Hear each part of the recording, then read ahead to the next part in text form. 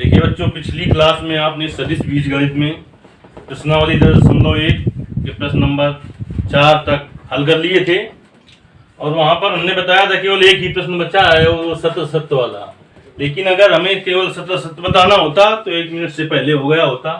हमने कहा था इसको कारण सहित बताएंगे, ज्यादा वीडियो लंबा हो जाता है, इसलिए उदाहरण भी आपको कर लेने हैं। इसके पहले जो 4 सवाल बताए बिल्कुल उसी तरीके के उदाहरण है। देखिए अब देखते हैं। हम कहता है निम्नलिखित का उत्तर सत्य अथवा असत्य के रूप में लिखिए। पहला क्वेश्चन है, कहता है कि ए वेक्टर तथा माइनस ए वेक्टर संरेख है। कथन सत्य है कि नहीं, देखिए देखते हैं। संरेख होने के लिए प्रतिबंध होता है कि ए वेक्टर बराबर लेम्डा बी वेक्टर या बी वेक्टर बराबर लेम्डा ए वेक्टर। एक विधि ये होती है संरेख सिद्ध करने की, या ए वेक्टर क्रॉस बी वेक्टर बराबर अगर आ जाए जीरो नहीं, जीरो वेक्टर। देखिए आप सदिश बीजगणित पढ़ रहे हैं, आप जीरो और जीरो वेक्टर में अंतर समझिए। जीरो का मतलब जीरो है, जीरो वेक्टर का मतलब है शून्य सदिश। इसे हम जीरो आई कैप प्लस जीरो जे कैप प्लस जीरो के कैप लिख सकते हैं, इसलिए यहाँ पर जीरो वेक्टर होगा। चलिए तो हम दोनों विधियों से तुम्हें संरेख सिद्ध करके बताते हैं कि कैसे संरेख होगा कि नहीं होगा। अगर होगा तो क्यों, नहीं होगा तो क्यों। देखिए अगर हमने मान लिया, माना ए वेक्टर बराबर, इस पहले को ए वेक्टर ही मान लें, आई कैप और प्लस जे कैप प्लस के कैप। देखिए दूसरा वेक्टर जो है इसे बी वेक्टर माने, जो कि इसमें दिया है माइनस ए वेक्टर। देखिए इस हिसाब से ये क्या हो जाएगा, माइनस आई कैप माइनस जे कैप माइनस के कैप हो जाएगा। माइनस इससे कॉमन ले लें, माइनस इससे कॉमन ले लें तो क्या आ जाएगा, आई कैप प्लस जे कैप प्लस के कैप।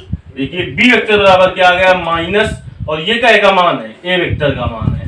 देखिए लेम्डा का मान यहाँ पर कुछ भी हो सकता है, लेम्डा का मान यहाँ पर कुछ भी हो सकता है।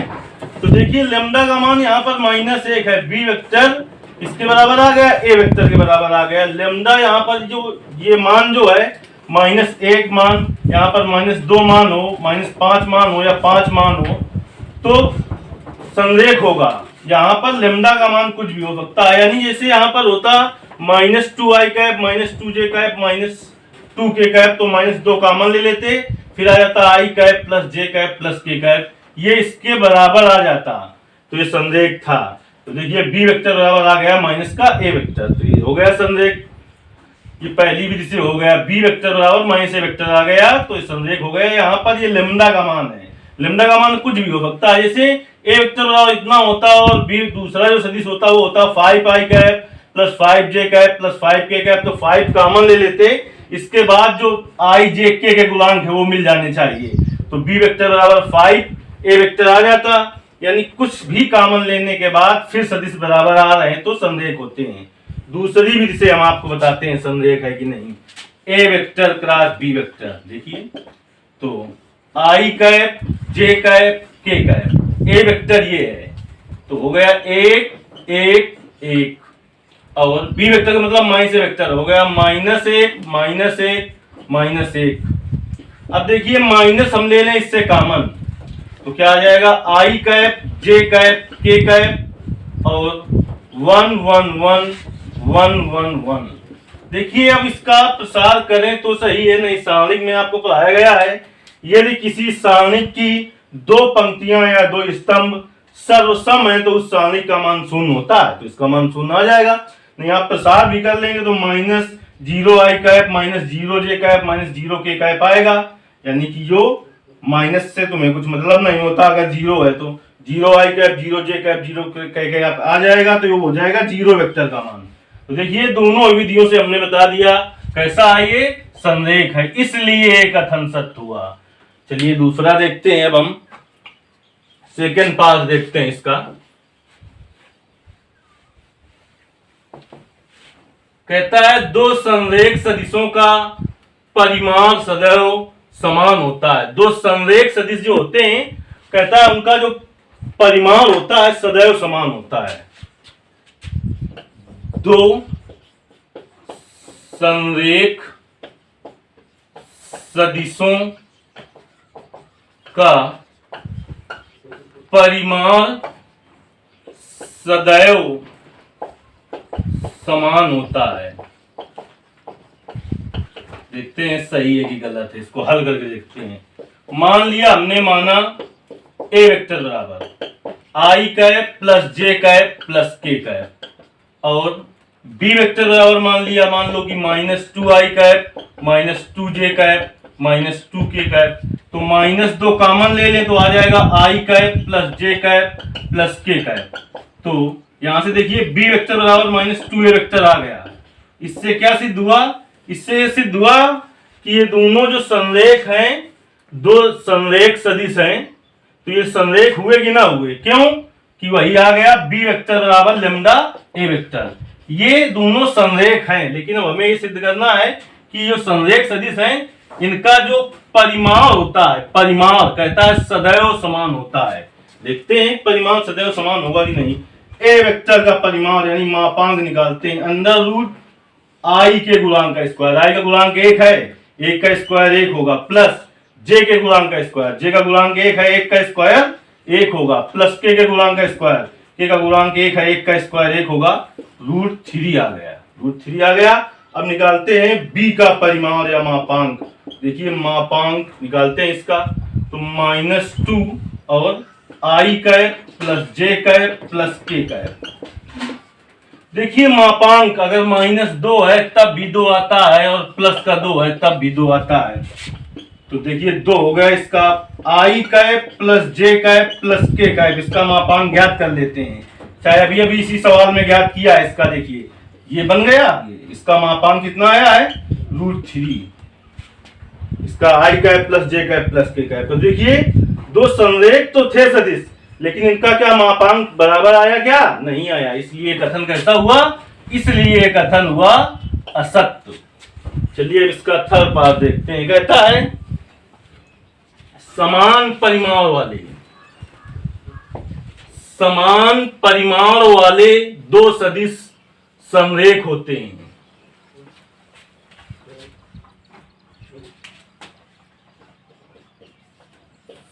समान परिमाण वाले दो सदिश संरेख होते हैं। ये कथन बताना है सत्य है कि असत्य। तो देखिए इसको हल कर रहे हैं। ए वेक्टर बराबर मान लिया कि हमने √3 है परिमाण, और ए वेक्टर में जो मापांक है इतना है, और बी वेक्टर का भी मापांक यानी परिमाण √3 इतना है। अब देखिए यहां पर हमने माना ए वेक्टर बराबर आई कैप प्लस जे कैप प्लस के कैप, और बी वेक्टर बराबर अगर हम मान लें आई कैप माइनस जे कैप प्लस के कैप। देखिए इसका भी परिमाण √3 आएगा। अंडर रूट आई के गुणांक का स्क्वायर, 1 का स्क्वायर 1 प्लस जे के गुणांक का स्क्वायर 1 का स्क्वायर 1 प्लस के गुणांक का स्क्वायर 1 का स्क्वायर 1 √3 आ जाएगा। इसका मापांक निकालिए आप, तब भी √3 आएगा। अंडर रूट आई के गुणांक का स्क्वायर, 1 का स्क्वायर 1 प्लस जे के गुणांक का स्क्वायर -1 का स्क्वायर 1 प्लस के गुणांक का स्क्वायर 1 का स्क्वायर 1 √3 आएगा।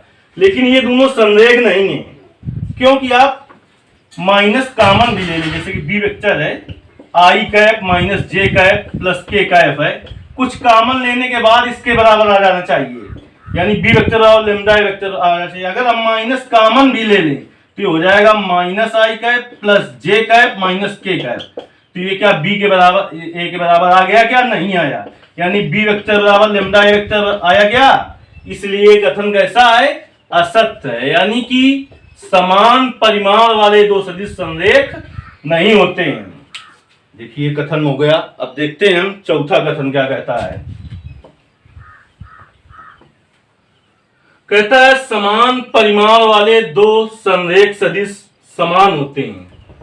समान परिमाण वाले दो संरेख सदिश समान होते हैं।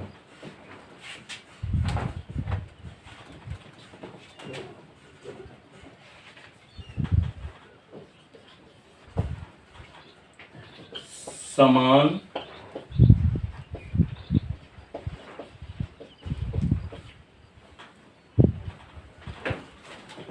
समान परिमाण वाले